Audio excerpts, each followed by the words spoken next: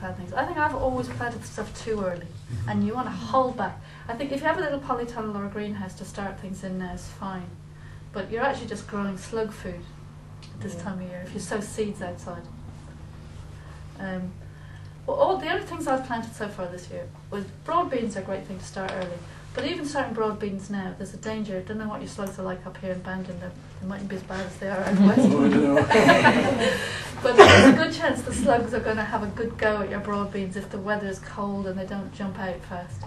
But I started my broad beans inside in modules. I started a lot of stuff inside in modules because it just gets it up past the slugs. Now, if I had endless time and money, I would buy nematodes and the ferrous sulfate stuff for the slugs, and I'd be out every night collecting slugs. And I could have broad beans up now, but my time is limited, so I'd wait a little bit longer.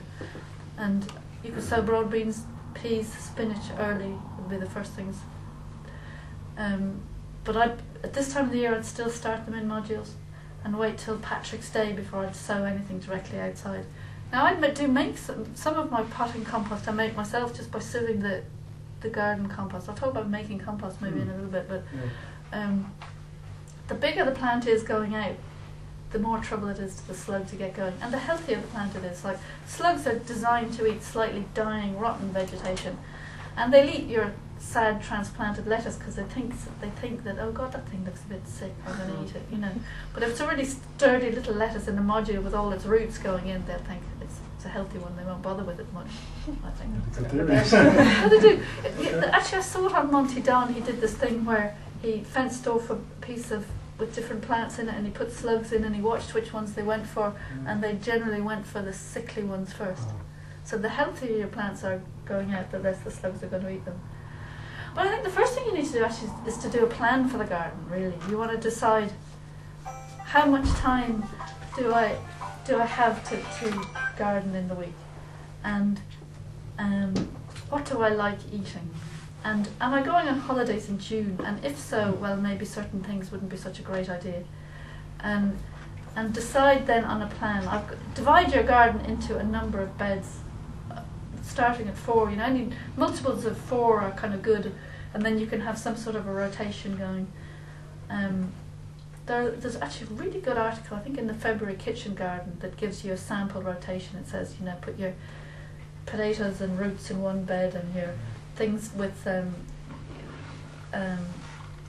things from the umbelliferae family in the next bed, and your oniony things in the next bed. And I can't remember, you can make up your own rotation. I used to try and do, for the organic certification, you have to have rotate your beds in the garden, and I used to kind of have roughly in my head what I called my Pablo rotation, which would be potatoes, alliums, brassicas, legumes, others.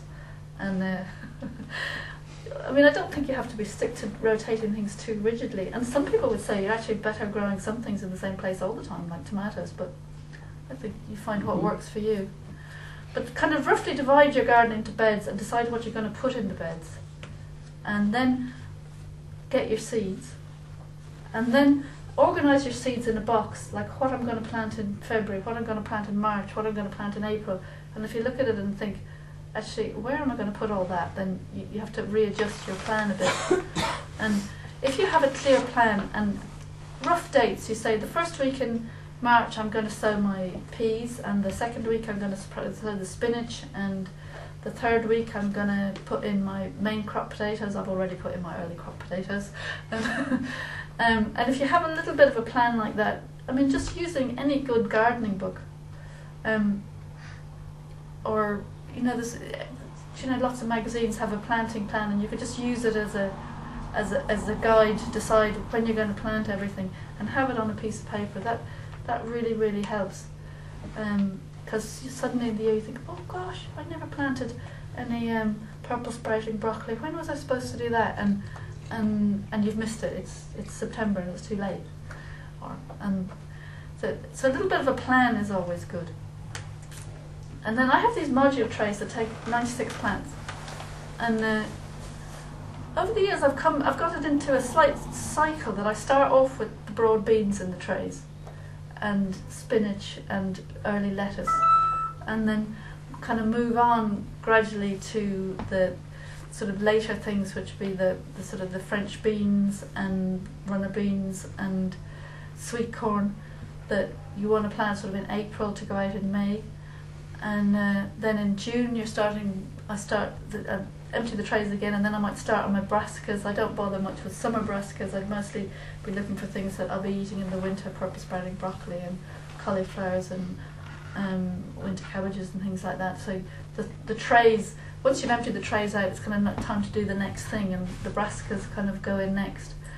And when the brassicas go, roughly things are in the modules for about a month, and then they go out, and then you can start doing your another lot of salads maybe in the middle of the summer, and then your autumn, in the later things, then you're doing salads mostly.